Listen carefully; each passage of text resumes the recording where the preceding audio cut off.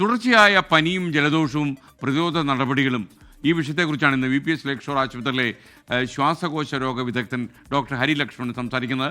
കൊച്ചിയിലെ ലേക്ക് ഷോർ ഹോസ്പിറ്റലിലെ doctor Hari Lakshmanan. Family Doctor, supported by VPS Lakeshore.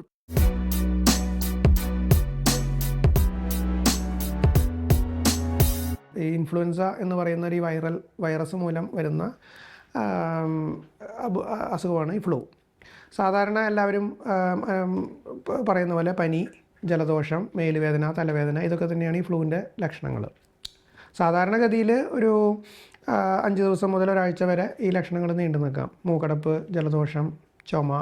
പക്ഷേ ചിലവർക്ക് ഇപ്പോൾ വരുന്ന ചില കാറ്റഗറി ഫ്ലൂ അത് ഈ പറഞ്ഞ ഒരാഴ്ചയിലൊന്നും ചിലപ്പോൾ നിൽക്കില്ല. അത് ചിലപ്പോൾ 2 ആഴ്ച 3 ആഴ്ച വരെയൊക്കെ നിൽക്കാം. ഈ പനി സാധാരണഗതിയിൽ ആദ്യത്തെ ഒരു 2-3 ദിവസമേ ഉണ്ടാവുള്ളൂ. പക്ഷേ അതിനെ തുടർന്നുള്ള ചുമയും കുറുങ്ങൽ ചിലപ്പോൾ വരാം. ഈ മുമ്പ് ശ്വാസം മുട്ടൊന്നും ഇല്ലാത്തവർക്കും ചിലപ്പോൾ ഒരു കുറുങ്ങൽ പോലെ വരാറുണ്ട്. അപ്പോൾ അങ്ങനെയുള്ള കഫക്കെട്ട്, കുറുങ്ങൽ, ചുമ ഇതെല്ലാം ചിലപ്പോൾ കുറച്ച് നീണ്ടു നിൽക്കാം. അപ്പോൾ അതിനനുസരിച്ചിട്ട് ആ ലക്ഷണങ്ങളുടെ ഗുരുതരാവസ്ഥയും ആ ലക്ഷണങ്ങളുടെ തീവ്രതയും അനുസരിച്ചിട്ടുള്ള ചികിത്സ ഡോക്ടർ നിർദ്ദേശിക്കുന്നതനുസരിച്ചിട്ട് വേണ്ടിവരും. ഈ ഫ്ലൂ ഒരു നിസ്സാരക്കാരനാണോ അല്ല ഒരു വില്ലനാണോ എന്ന് പലരും ചോദിക്കാറുണ്ട്. പൊതുവേ സാധാരണഗതിയിൽ അത്ര വലിയ ബുദ്ധിമുട്ടുകൾ ഉണ്ടാക്കാറില്ല. അപ്പോൾ നേരത്തെ പറഞ്ഞ പോലെ വളരെ മൈൽഡായിട്ടുള്ള ലക്ഷണങ്ങളോടുകൂടി അതങ്ങ് കടന്നു പോകും. പക്ഷേ ചില വ്യക്തികളിൽ ഇത് കുറച്ച് ഗുരുതരമായിട്ട് വരാം.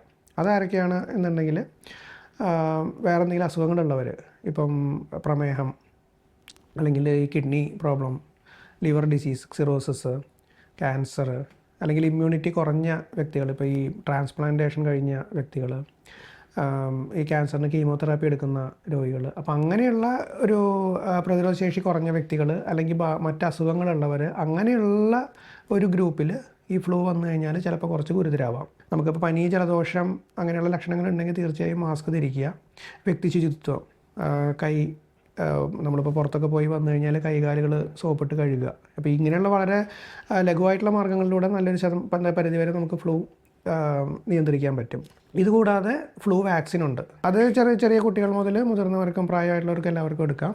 ഈ ഫ്ലൂ വരാൻ സാധ്യതയുള്ള സമയം, അതായത് ഈ മഴക്കാലം അല്ലെങ്കിൽ വിൻ്റർ, തണുപ്പ് കാലം, ആ ഒരു സമയത്തിന് ഏകദേശം 1 മാസം മുമ്പായിട്ട് ആയിരിക്കും എടുക്കുന്നത് എപ്പോഴും നല്ലത്. അത് പിന്നെ വർഷാവർഷം കണ്ടിന്യൂ ചെയ്ത് കഴിഞ്ഞാൽ നമുക്ക് ഫ്ലൂ ഒരു പരിധിവരെ വരാതിരിക്കാനും വന്നു കഴിഞ്ഞാൽ തന്നെ ഗുരുതരമായിരിക്കാനും സഹായിക്കും. Family Doctor, supported by VPS Lakeshore. ലോകത്തെവിടെയായാലും ഏത് സമയത്തും 24 വാർത്തകളും ഓഗ്മെന്റഡ് റിയാലിറ്റി പാക്കേജുകളും എക്സ്പ്ലെയിനറുകളും വിശദമായി കാണാൻ ഞങ്ങളുടെ YouTube ചാനൽ നിങ്ങൾക്ക് സബ്സ്ക്രൈബ് ചെയ്യാം.